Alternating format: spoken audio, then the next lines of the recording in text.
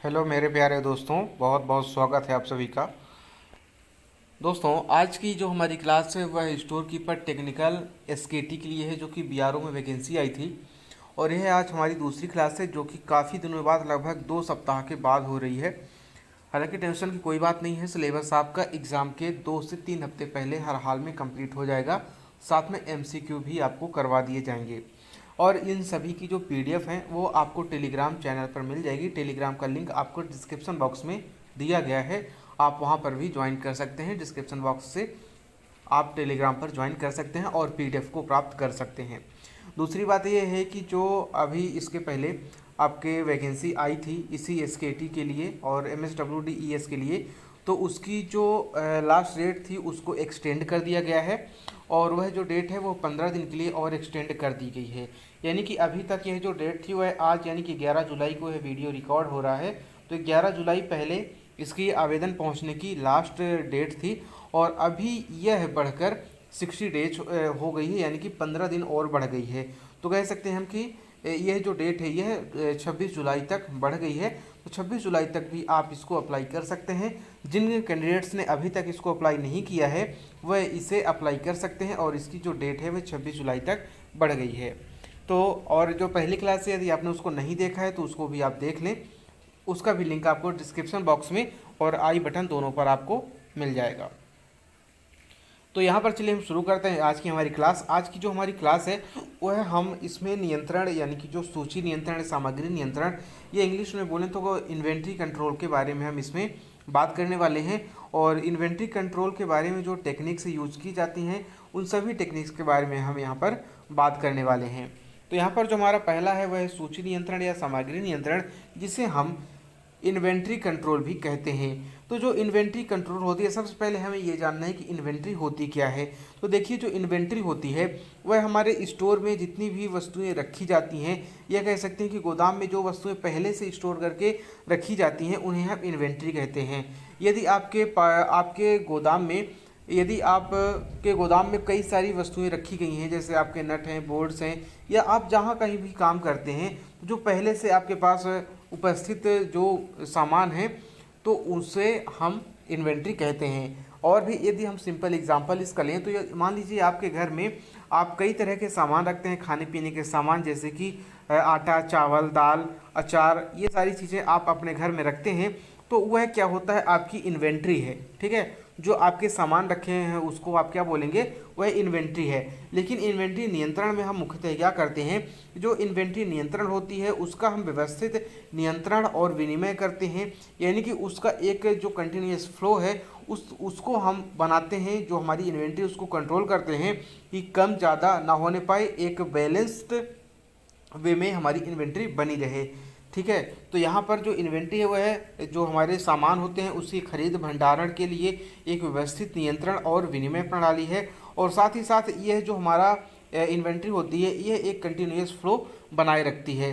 ठीक है, जैसे कि यदि आपके घर में, यदि मान लीजिए आपके खाने का सामान आटा, चावल, दाल है, तो आप उसको देखते हैं कि यह कितना हम इसको अधिकतम रख सकते हैं, कितना मिनिमम रख सकते हैं। तो आप बहुत ज़्यादा स्टोर नहीं करते हैं। आप एक साथ ही 5 साल के लिए स्टोर नहीं कर लेते हैं, या एक साथ ही आप 2 साल 3 साल के लिए स्टोर नहीं करते हैं अपने घर में सामान। ठीक है, जैसे आटा चावल है उसको आप एक तय सीमा में रखते हैं। यानी कि यदि आप आटा भी आप लाते होंगे तो 25 किलो 20 किलो की आप बोरी लाते होंगे, जिससे कि वह आपका 1 महीने 2 महीने या आपके फैमिली मेम्बर के हिसाब से उतने दिन चल सके। क्योंकि आप जानते हैं कि यदि आटे को हम ज़्यादा दिन तक रखते हैं तो आटा ख़राब होने लगता है। तो ये हमारा क्या है, एक तरह का इन्वेंट्री मैनेजमेंट होता है कि हम उसको कितना हम फ्लो रखें, इन्वेंट्री का हम कितना स्टॉक करें, कितना हम ज़्यादा रखें, कितना कम रखें, जिससे हम एक लेवल कहते हैं, उसे हम कहते हैं एक इन्वेंट्री लेवल, जो कि हम आगे टेक्निक में भी इसको पढ़ेंगे। तो मुख्यतः यह क्या होता है, जो हमारा इन्वेंट्री का जो इन्वेंट्री कंट्रोल होता है उससे जो हमारी सामग्री होती है, जो भी हमारे पदार्थ होते हैं या वस्तुएं होती हैं, उसके हम एक प्रबंधन के द्वारा, कुशल प्रबंधन के द्वारा उसमें हम नुकसान से बच सकते हैं और उसके अपव्यय यानी कि उसके वेस्टेज को भी हम कम कर सकते हैं। तो इन्वेंट्री मुख्यतः क्या है, यह एक सामग्री प्रबंधन का मूल विषय होता है। यानी कि आपके पास जितने भी गुड्स होते हैं, जितने भी आपके पास वस्तुएं होती हैं, उनको यह एक प्रबंधित करने का, उनको मैनेज करने का एक प्रकार का यह एक तरीका होता है। और यहाँ पर जो आप यानी कि जो मैन पावर है और जो मशीनरी है, उनसे भी अगर हम यहाँ पर इनमें अगर हम इनमें क्या कह सकते हैं कि यदि हम इनका कंपेयर करें, ठीक है, अगर यदि इनका हम कंपेयर करें तो जो मैन पावर होती है इन्वेंट्री कंट्रोल करने की और जो मशीनरी पावर होती है, उन दोनों में भी काफ़ी भिन्नता होती है।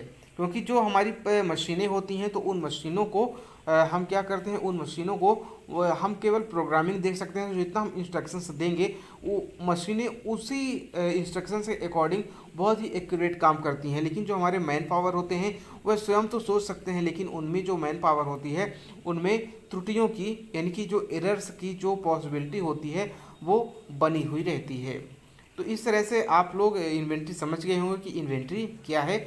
और यह जो पीडीएफ है यह है आपकी हिंदी और इंग्लिश दोनों मीडियम में उपलब्ध है, तो आप इसको देख सकते हैं। अब आगे हम देखते हैं इन्वेंट्री नियंत्रण के उद्देश्य यानी कि ऑब्जेक्टिव्स ऑफ इन्वेंट्री कंट्रोल। तो जो इन्वेंट्री कंट्रोल होता है उसका मेन ऑब्जेक्टिव्स क्या होता है। जो इन्वेंट्री कंट्रोल है ये एक प्रकार का वैज्ञानिक नियंत्रण यानी कि जो वस्तुओं का प्रवाह बनाए रखने के लिए, कंटिन्यूस फ्लो बनाए रखने के लिए या एक लेवल बनाए रखने के लिए यह एक साइंटिफिक मेथड है इन्वेंट्री कंट्रोल। जो इन्वेंट्री कंट्रोल होता है वह आवश्यक सामग्री को बांटता है कि कौन सी सामग्री सबसे अधिक आवश्यक है, उससे कम कौन सी आवश्यक है, फिर उससे कम कौन सी आवश्यक है। तो यह एक प्रकार का क्या होता है, इन्वेंट्री होता है। अब हम फिर से उस एग्जाम्पल पर, आपके घर के एग्जाम्पल पर चलते हैं। जैसे कि यदि आपने अपने घर में इन्वेंट्री आपके खाने पीने की सामान रखा हुआ है, तो आप यदि खाने के सामान आपके साथ कई सारे लिस्ट हैं और लिस्ट में आपके आटा, चावल, दाल, फिर आपके पास कुछ और भी चीज़ें आ जाती हैं जो कि थोड़ी महंगी होती हैं, जैसे पनीर हो गया या और भी कई सारी चीज़ें हो गई, पापड़ हो गई। तो आप सबसे पहले क्या खरीदना चाहेंगे? आप सबसे पहले आटा लेंगे, दाल लेंगे, चावल लेंगे और खाने का तेल लेंगे, ये सारी चीज़ें लेंगे। उसके पास आप हैवी चीज़ों पर जाएंगे जिससे कि हमारा जो है एक प्रकार का जो क्या हो, हमारा प्रबंधन बना रहे। तो जो यहाँ पर है कि कई सारे भागों का जो निर्बाध है प्रवाह यानी कि कंटिन्यूस फ्लो है उसको मैनेज करना, जो कि आप पहले भी देख चुके हैं। परिचालन आवश्यकताओं को ध्यान में रखते हुए सूची में निवेश को कम करना। परिचालन आवश्यकताओं को ध्यान में रखने के लिए सूची में निवेश को कम करना यानी कि हमें किस वस्तु की सबसे कितनी ज़्यादा मात्रा में ज़रूरत है या कितनी ज़्यादा मात्रा में हमें कम ज़रूरत है। जैसे कि यदि आपको अचार खरीदना है तो अचार तो आप 1 किलो 2 किलो अपनी फैमिली मेम्बर के हिसाब से या आधा किलो 1 पाव का डिब्बा ले सकते हैं। लेकिन यदि आपने अचार 25 किलो का डिब्बा ले लिया, आपने अचार 50 किलो के ले लिए, 25-25 किलो के 4 डिब्बे ले लिए, तो 1 कुंटल इतना सारा अचार आपका वेस्ट हो जाएगा। क्योंकि अचार की भी एक लिमिट होती है कि वह कितने महीने तक चल सकता है।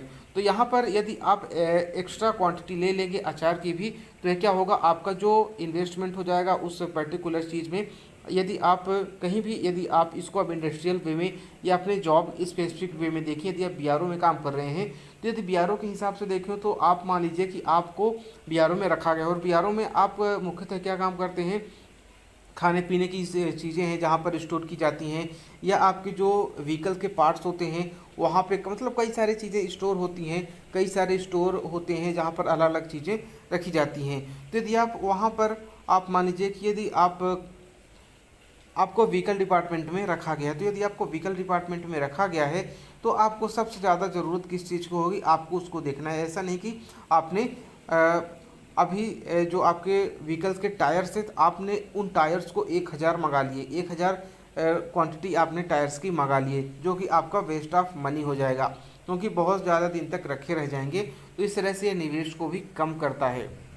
सामग्रियों के कुशल भंडारण की व्यवस्था करना ताकि जो आपका गुड्स है उसको आग लगने या चोरी होने वाले नुकसान से बचाया जा सके और हैंडलिंग में यानी कि उसको ले आने और ले जाने में भी कम समय लग सके। उसको हम जो हमारे सामान होते हैं उसको हम इस तरह से मैनेज करते हैं कि जो हमारा आग होगा, पानी होगा या किसी प्रकार की उसको चोरी की संभावना होगी, जो ज्वलनशील वस्तुएं हैं उनको हम आग लगने की संभावना जैसे जहाँ पर स्विच वगैरह होते हैं उनसे दूर रखते हैं। ये सारी चीज़ें किस में आती हैं, ये सारी चीज़ें इन्वेंट्री कंट्रोल या सामग्री प्रबंधन में रखी जाती हैं। अधिशेष और अप्रचलित वस्तुओं को न्यूनतम रखना। अधिशेष यानी कि जैसे अभी हमने पहले कहा कि आपको ज़रूरत है 100 टायर की और आपने मंगा लिया 1000 टायर, तो आपको अधिशेष नहीं रखना है। आपको यहाँ पर यह जानकारी होनी चाहिए कि हमें कितनी मात्रा में रखे जानी चाहिए। अप्रचलित वस्तुओं को न्यूनतम रखना यानी कि कौन सी वस्तुएं हमारी ज़्यादा यूज में आ रही हैं, कौन सी वस्तुएं कम यूज में आ रही हैं, या कौन सी वस्तुएं बिल्कुल भी यूज में नहीं आ रही हैं। तो इस तरह की जो हमारी सामग्री होती है उसे हम इन्वेंट्री प्रबंधन कहते हैं। जैसे यहाँ पर इन्वेंट्री प्रबंधन में और भी कई सारी चीज़ें आती हैं, जैसे कि आप किस चीज़ को किस हिसाब से रखेंगे कि आपका जो सामग्री है वह कम जगह में ज़्यादा क्वांटिटी आ सके। एग्जाम्पल के लिए यदि आप मान लिए कि आपको यदि टायर को रखने के लिए कह दिया जाता है कि आपने कहीं पर टायर रखे हैं तो उसको आप मैनेज करिए। तो यदि आप टायर रखने के लिए आप टायर को एक के ऊपर एक रखते हैं टायर, तो यह आपका तरीका गलत होगा, क्योंकि एक के ऊपर एक टायर रखने से एक तो बहुत ज़्यादा ऊंचाई होती जाएगी, ठीक है, बहुत ज़्यादा ऊंचाई होती जाएगी। दूसरी बात यह है कि इस नीचे वाले टायर पर जितना ज़्यादा लोड बढ़ता जाएगा यह टायर उतना ही दबता चला जाएगा, और ऐसे में जो आपका नीचे वाला सबसे टायर होगा वह आपका पूरा का पूरा टायर खराब हो सकता है, पूरा का पूरा टायर आपका वेस्ट हो सकता है। इसी तरह से इस पर भी लोड आएगा। तो हमारा जो टायर इन्वेंट्री का जो सिस्टम होगा वह एक के ऊपर एक ना रखकर हम इसको इस तरह से रखते हैं। इस तरह से रखने में हमारे जो टायर हैं वह कम स्पेस के साथ में सुरक्षित रहेंगे, क्योंकि किसी भी टायर पर एक्स्ट्रा लोड नहीं आ रहा है। तो एक्स्ट्रा लोड ना आने की वजह से ये हमारे टायर चिपकेंगे नहीं और सिकुड़ेंगे नहीं और व्यवस्थित तरीके से बने रहेंगे। तो ये हमारी होती है मेन, ये हम इन्वेंट्री कैसे करते हैं, यानी कि किसी भी पदार्थ को हम किस प्रकार से मैनेज कर सकते हैं। इसके आगे हमारा है इन्वेंट्री नियंत्रण की तकनीक। इन्वेंट्री नियंत्रण के सामान्य तकनीकें निम्नलिखित हैं। टेक्निक्स ऑफ इन्वेंट्री कंट्रोल, यानी कि इन्वेंट्री को हम किस किस तरीके से मैनेज कर सकते हैं, यहाँ पर आपको और भी ज़्यादा क्लियर हो जाएगा।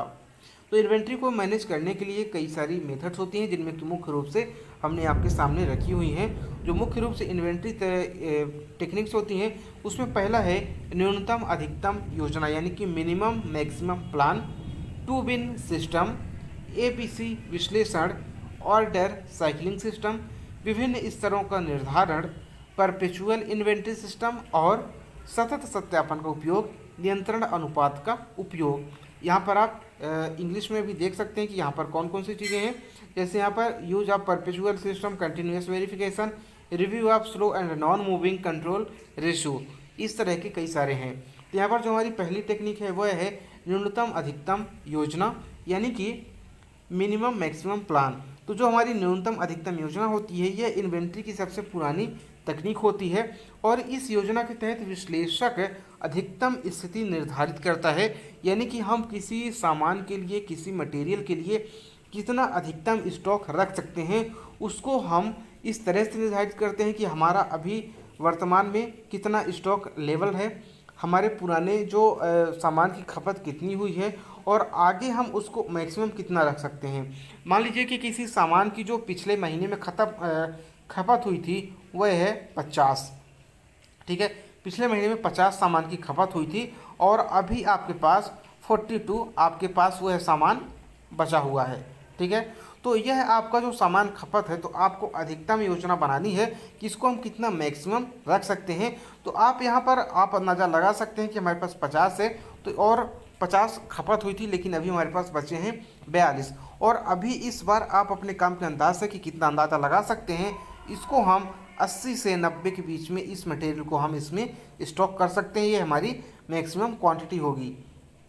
उसी प्रकार से यदि हम न्यूनतम में बात करें, यानी कि मिनिमम कितने स्टॉक रख सकते हैं, तो यदि हम पिछले बार 50 हमारी खपत हुई थी तो आपको 50 स्टॉक यहाँ पर रखने होंगे, यानी कि यहाँ पर आपका जो 42 स्टॉक बचा हुआ है यह आपके मिनिमम ऑर्डर लेवल से कम आ चुका है, तो इसको भी आपको मेंटेन करना होगा, ठीक है। तो उम्मीद करता हूँ आपको न्यूनतम अधिकतम जो योजना है, मिनिमम मैक्सिमम प्लान, वह आपको समझ में आ गई होगी। अगला है टू बिन सिस्टम। जो टू बिन सिस्टम है ये एक प्रकार के बंडल्स होते हैं या डिब्बे होते हैं, या एक प्रकार का एक रजिस्टर टाइप का होता है जिसमें हम किसी सामग्री के स्टॉक को उसमें बनाए रखते हैं। यहाँ पर जो मूल प्रक्रिया है कि स्टॉक की प्रत्येक वस्तु के लिए ढेर बंडल या डिब्बे बनाए जाते हैं। पहला बिन उस सामग्री की मात्रा का स्टॉक करता है, यानी कि उसमें जो बिन होता है, जो पहला बिन होगा उसके, तो वह किसी सामग्री की जो मात्रा होगी यानी क्वांटिटी होगी उसको उसमें रखा जाएगा, जो कि किसी एक अवधि के लिए पर्याप्त होगा। यानी कि आपके पास मान लीजिए यह आपने पहला बिन बनाया है, आपने दूसरा बिन बनाया। तो जो आपने पहला बिन बनाया, सपोज करिए इसमें आपने 50 क्वांटिटी रखी हुई है और दूसरे में आपने मान लीजिए 35 रखी हुई है, ठीक है। तो आप ये दोनों मिला के आपके कितने मैक्सिमम कितने हो जाएंगे 85। तो मिनिमम और मैक्सिमम का तो यह आपका कंप्लीट हो जाएगा और ठीक है, यानी कि मैक्सिमम ऑर्डर आपका यहाँ पर कंप्लीट हो जाएगा कि मैक्सिमम स्टॉक आपको कितना रखना है। तो मैक्सिमम आपको कितना रखना है, आपको मैक्सिमम 85 हो गए और यहाँ पर आपका मिनिमम जो स्टॉक रखा है वो अभी आपका 50 स्टॉक बचा हुआ है, ठीक। और आपके यहाँ पे तो यहाँ पर जो 2 बिन सिस्टम है, यानी कि आपको 2 सिस्टम बनाने होंगे। यदि आपकी पहली बार मांग की आपूर्ति की जाती है तो आप पहले बिन से सामग्री को, मटेरियल को निकालना स्टार्ट करेंगे और जब पहले मटेरियल से आप निकालना स्टार्ट करेंगे तो इसमें कम होने लगेंगे, यानी कि आपके 50 ऑर्डर एक साथ आ गए तो आपने तो इसको पहले ही निकाल दिया और दूसरा यहाँ पर भी आपका कम होता जाएगा। यहाँ पर यानी कि आपको 50 तो मिनिमम रखना ही था, जो कि यहाँ पर आप क्या हो गया, आपका कम हो गया। तो यहाँ पर भी आपको फिर ऑर्डर देना होगा, परचेज ऑर्डर, ठीक है। उसको भी हम आगे की क्लासेस में पढ़ेंगे। परचेज ऑर्डर क्या होता है, कैसे देते हैं ऑर्डर, उसमें क्या क्या हमें प्रोसेस फॉलो करनी होती है। तो ये हमारा हो गया 2 बिन सिस्टम। तो यहाँ पर ठीक है, पहला बिन समाप्त हो गया और दूसरा बिन टैप किया गया, यानी कि जैसे मैंने अभी आपको बताया, जो पहला बिन है आपने उसको निकाल दिया और दूसरा बिन, अब दूसरे बिन का नंबर, यानी कि यदि आपने और सामान परचेज नहीं किया, मटेरियल को मंगवाया नहीं, तो आपका दूसरा बिन, जैसे ही दूसरे बिन का नंबर लगेगा आपके पास सामान की कमी आ जाएगी। तो इस तरह से हमारा 2 बिन सिस्टम काम करता है। आगे हमारा order recycling system. Order recycling system में क्या होता है कि आपके जो स्टोर होते हैं, आप स्टोर कीपर हैं या आप स्टोर प्रबंधक हैं, तो जो आपकी ऑर्डर साइकिलिंग सिस्टम होती है, उस ऑर्डर साइकिलिंग सिस्टम को हम एक नंबर ऑफ़ डेज़ में, नंबर ऑफ़ वीक्स में या नंबर ऑफ़ मंथ्स में उसको हम कन्वर्ट करते हैं कि हमारा जो एक सामान है वह कितने समय बाद यहाँ पर आ रहा है या जा रहा है। तो ऑर्डर साइकिलिंग सिस्टम में प्रत्येक वस्तु या स्टॉक के हाथ की यानी कि जो हैंड में आपकी इन हैंड या स्टॉक में जो आपकी क्वांटिटी होती है उसकी समय समय पर समीक्षा की जाती है, जैसे 30 दिन, 60 दिन या 90 दिन। तो यहाँ पर ऑर्डर रिसाइकलिंग सिस्टम में यह भी आपको पूछा जा सकता है कि जो ऑर्डर रिसाइकलिंग सिस्टम है उसमें जो आपकी मटेरियल्स की समीक्षा की जाती है, स्टॉक की समीक्षा की जाती है, वह कितने दिन बाद की जाती है। तो आपके पास ऑप्शन होंगे, 30 दिन में भी की जाती है, 60 दिन में भी की जाती है या 90 दिन में भी की जाती है। हालांकि जिसके एक से अधिक क्वेश्चन सही होंगे वह आपके ऑप्शंस उस तरह के नहीं देंगे। यहाँ पर आप बस 30, 60 और 90 रखिए। यहाँ पर आपको ऑप्शंस इस तरह दे सकते हैं, मान लीजिए आपको 30 दे दिया, फिर आपको दोबारा 45 दिन दे देगा, फिर आपका दोबारा 75 दिन दे देगा, फिर आपका दोबारा 120 दिन दे देगा। इस तरह से आपको ऑप्शन दे जाएगा। तो आपके जो राइट आंसर होगा वो हो जाएगा 30 डेज, ठीक है।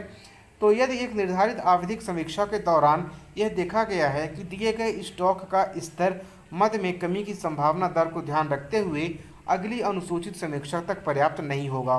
कहने का मतलब ये है कि जब आपने अपने मटेरियल का, आपने अपने स्टॉक का समीक्षा किया, उसका रिवैल्यूएशन किया, तो आपने यह पाया कि जो हमारे पास स्टॉक अभी रखा हुआ है, यदि उसका बीच में कहीं पर उपयोग हो जाता है, वह यूज हो जाता है, तो जब हम अगला जो हम वैल्यूएशन करेंगे अपने स्टॉक का, तब तक के लिए हमारे पास सामान की कमी हो जाएगी।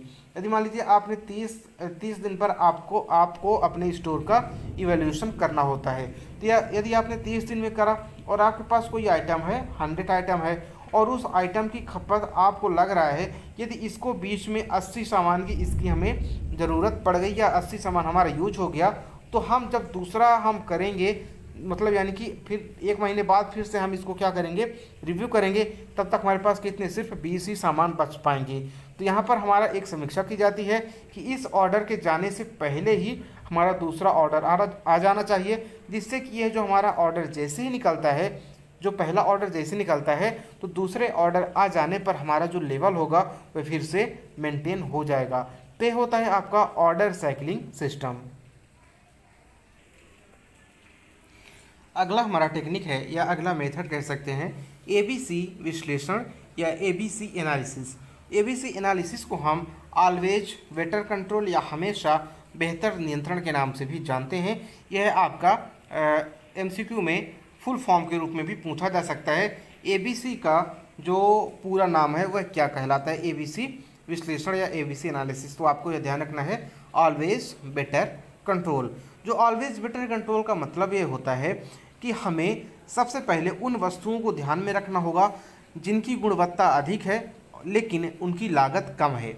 इस तरह की वस्तुओं को हम ध्यान में रखेंगे और कुछ उसके वरीयता क्रम होते हैं कि हमें किस रूप में और किस क्रम में इन्हें हमें वरीयता देनी है। जैसे जो आपकी पहली वरीयता हो जाएगी कि जो आपके सामान की क्वालिटी है, तो क्वालिटी आपकी ज़्यादा होनी चाहिए, यानी कि अच्छी क्वालिटी का होना चाहिए, बेटर क्वालिटी का होना चाहिए। दूसरी बात यह है कि उसकी जो कॉस्ट है यानी कि उसकी जो लागत है, लागत आपकी अन्य की अपेक्षा कम होना चाहिए। और तीसरा ये है कि आप उसका कब उपयोग में लाने वाले हैं। ऐसा नहीं होना चाहिए कि आप यदि मान लीजिए कि आपने बहुत ही अच्छा सामान रखा है जिसकी लागत भी कम है और वह आपको पहले यूज में आने वाला है, तो आप उसको सीरीज में सबसे पहले या ऊपर रखेंगे। ऐसा नहीं कि जो आपका सामान सबसे पहले आने वाला है तो उसको आपने सबसे लास्ट में रख दिया, ऐसा भी नहीं होना चाहिए। तो यह हमारा जो बेटर ऑलवेज बेटर कंट्रोल या ABC विश्लेषण है, इन्हीं सब बातों पर फोकस करता है। जैसे कि जो हमारा पहला पॉइंट है इसमें, वह है समीक्षा पूर्वानुमान के लिए भौतिक मात्रा के संदर्भ में स्टॉक की प्रत्येक वस्तु के भविष्य के उपयोग का पता लगाएं।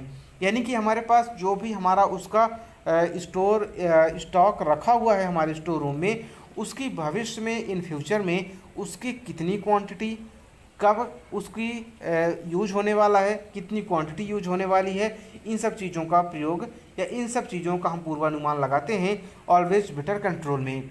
ऑलवेज बेटर कंट्रोल की आगे जो कुछ पॉइंट्स हैं उसको जानने से पहले मैं आपको एक ऑलवेज बेटर कंट्रोल का एक चीज़ बता देता हूँ, जो इसका एक पैटर्न होता है।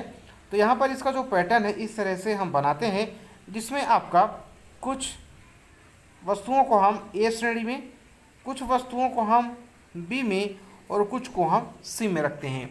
और इसके बाद यहाँ पर हम फिर से कुछ इनके एक वरीयता क्रम बनाते हैं, जिसमें यदि हम मान लीजिए हमारा पहला पॉइंट है तो इसमें हम रख लेंगे कि ये हमारी कितना क्वालिटी है इसका, यानी कि सबसे पहले हम क्वालिटी को ध्यान देंगे कि सबसे पहले क्वालिटी जिसकी सबसे बेटर क्वालिटी होगी उसको ए में, फिर उसके बाद बी में, और जिसकी सबसे कम क्वालिटी होगी उसको हम सी में रखेंगे। इसी प्रकार से कॉस्ट लागत, जिसकी कॉस्ट लागत क्वालिटी के अकॉर्डिंग सबसे कम होगी उसको रखेंगे हम ऑप्शन ए में।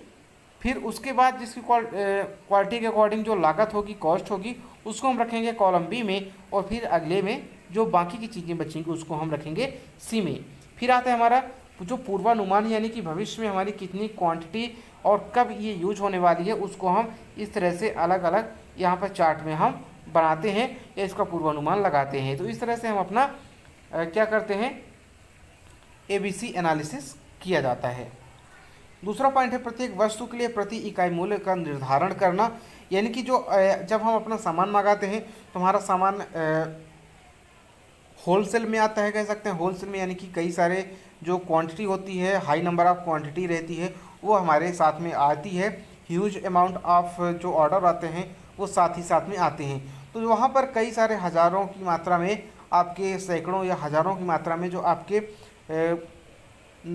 आपके नंबर्स होते हैं वो सैकड़ों या हज़ारों की मात्रा में होते हैं, जो कि आपके क्वांटिटी के रूप में आप गिनते हैं उनको।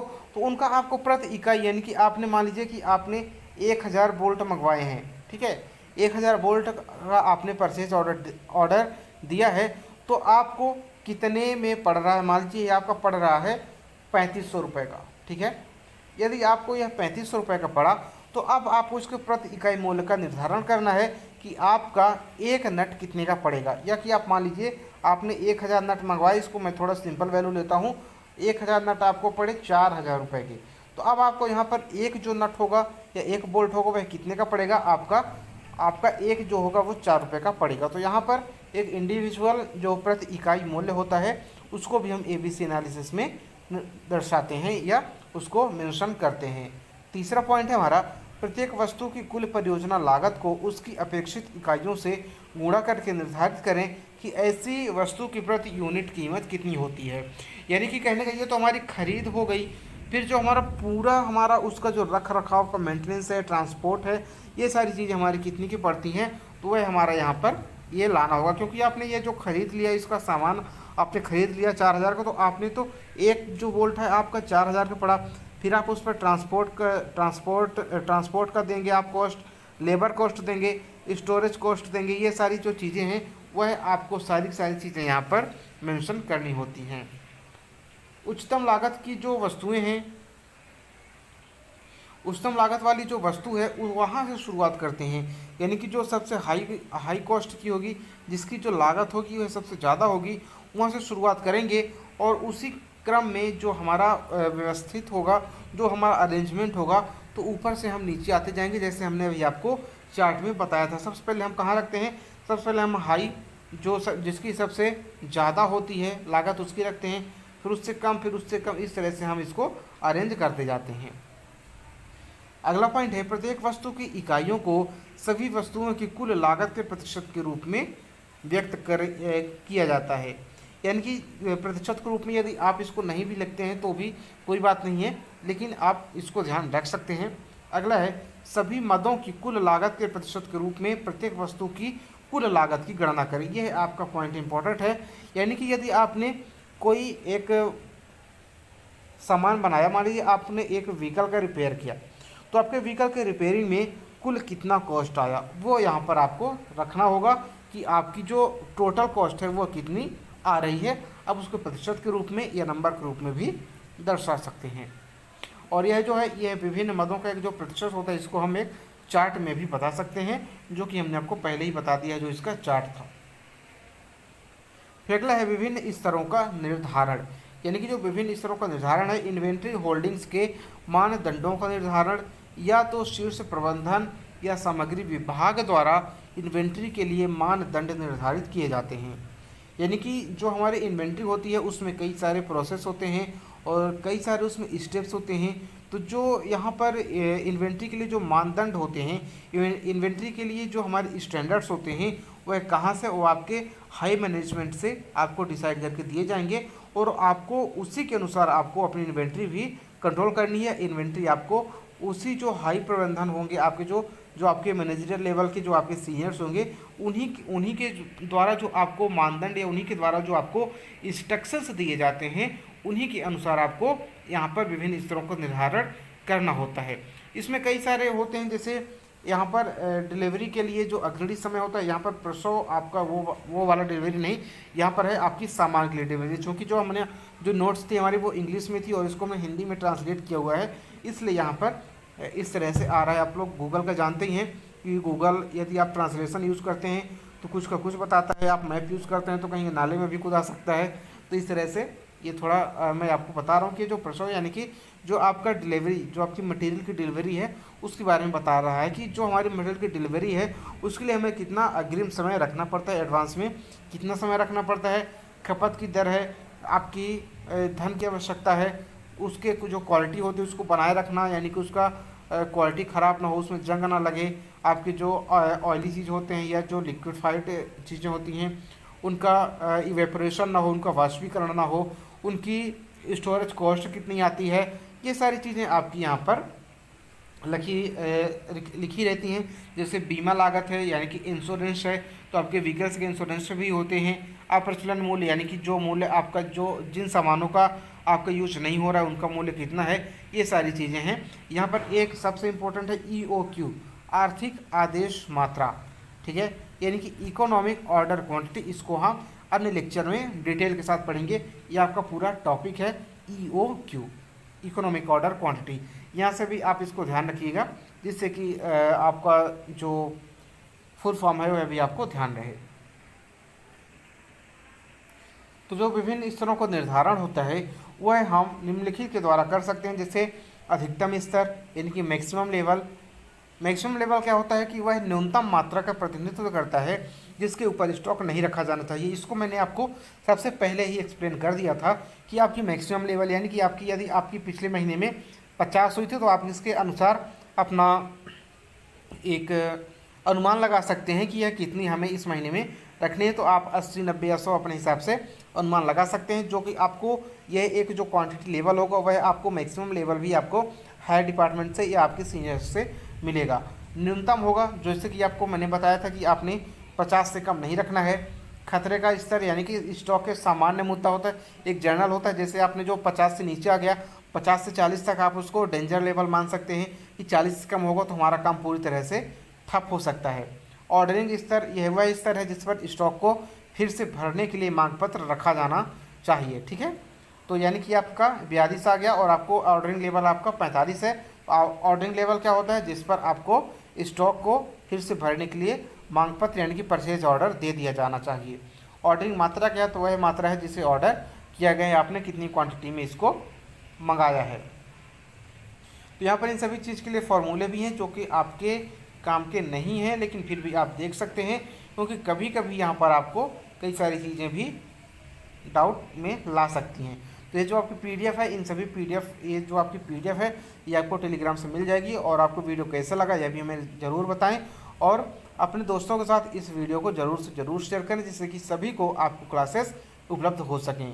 तो उम्मीद करता हूँ आपको क्लासेस बहुत ही अच्छी लगी होंगी। तो मिलते हैं आपसे हम अगली क्लास में, तब तक के लिए नमस्कार, धन्यवाद।